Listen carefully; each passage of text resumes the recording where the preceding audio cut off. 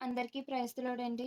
ఈరోజు మనం ఆదికాండము 17వ అధ్యాయం 1-27 వచనాలు చదువుకుందాం. అబ్రాము 99 ఏండ్ల వాడైనప్పుడు యెహోవా అతనికి ప్రత్యక్షమై, నేను సర్వశక్తిగల దేవుడను, నా సన్నిధిలో నడుచుచు నిందారహితుడవై ఉండుము. నాకును నీకును మధ్య నా నిబంధనను నియమించి నిన్ను అత్యధికముగా అభివృద్ధి పొందించదనని అతనితో చెప్పెను. అబ్రాము సాగిలపడి ఉండగా దేవుడు అతనితో మాట్లాడి, ఇదిగో, నేను నియమించిన నా నిబంధన నీతో చేసి ఉన్నాను. నీవు అనేక జనములకు తండ్రివగుదువు. మరియు ఇక మీదట నీ పేరు అబ్రాము అనబడదు. నిన్ను అనేక జనములకు తండ్రినిగా నియమించితిని గనుక నీ పేరు అబ్రహాము అనబడును. నీకు అత్యధికముగా సంతానాభివృద్ధి కలుగజేసి నీలో నుండి జనములు వచ్చునట్లు నియమించుదును. రాజులను నీలో నుండి వచ్చెదరు.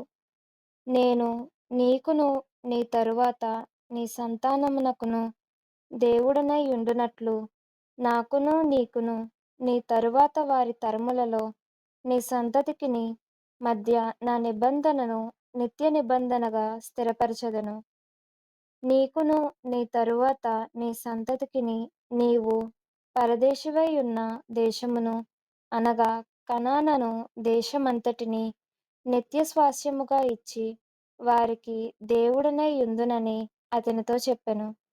మరియు దేవుడు, నీవును నీవు మాత్రమే గాక నీ తరువాత వారి తరములలో నీ సంతతియు నా నిబంధనను గైకొనవలెను. నాకును నీకును నీ తరువాత నీ సంతతికిని మధ్య మీరు గైకొనవలసిన నా నిబంధన ఏదనగా, మీలో ప్రతి మగవాడును సున్నతి పొందవలెను. మీరు మీ గోప్యాంగ చర్మమున సున్నతి పొందవలెను. అది నాకు నీకు మధ్యనున్న నిబంధనకు సూచనగా ఉండును.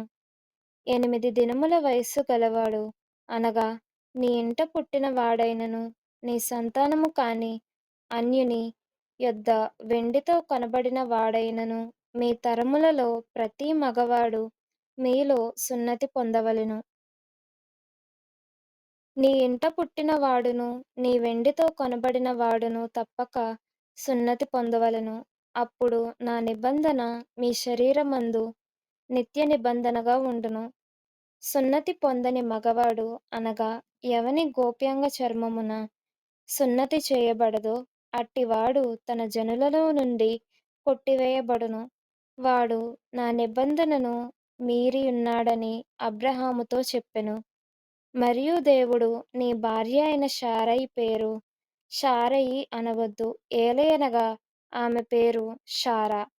నేనామెను ఆశీర్వదించి ఆమె వలన నీకు కుమారుని కలుగజేసెదను.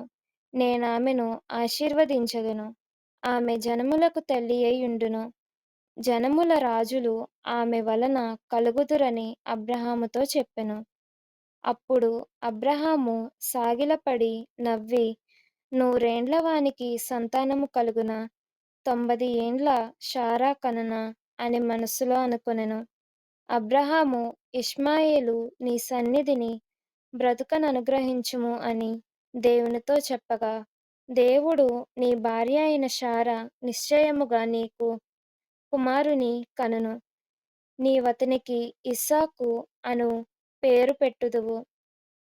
అతని తరువాత అతని సంతానము కొరకు నిత్య నిబంధనగా నా నిబంధనను అతనికి స్థిరపరచెదను. ఇష్మాయేలును గూర్చి నీవు చేసిన మనవి నేను వింటిని.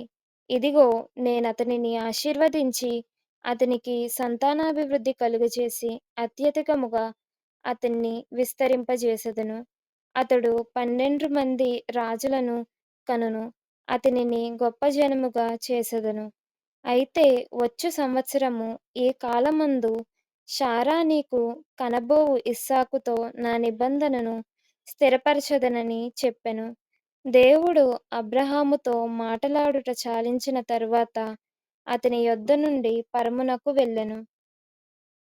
అప్పుడు అబ్రహాము తన కుమారుడైన ఇష్మాయేలును తన ఇంట పుట్టిన వారినందరినీ, తన వెండితో కొనబడిన వారినందరినీ, అబ్రాహాము ఇంటి మనుషులలో ప్రతివానిని పట్టుకుని, దేవుడు తనతో చెప్పిన ప్రకారము ఆ దినమందే వారి వారి గోప్యాంగ చర్మము సున్నతి చేసెను. అబ్రాహాము గోప్యాంగ చర్మము సున్నతి చేయబడినప్పుడు అతడు 99 ఏండ్లవాడు. అతని కుమారుడైన ఇష్మాయేలు గోప్యాంగ చర్మము సున్నతి చేయబడినప్పుడు అతడు 13 ఏండ్లవాడు. ఒక్క దినమందే అబ్రాహామును అతని కుమారుడైన ఇష్మాయేలును సున్నతి పొందిరి. అతని ఇంట పుట్టిన వారును, అన్యుని యొద్ద వెండితో కొనబడిన వారును, అతని ఇంట్లో పురుషులందరును అతనితో కూడా సున్నతి పొందిరి. దేవుడి వాక్యమును దీవించును గాక. ఆమేన్.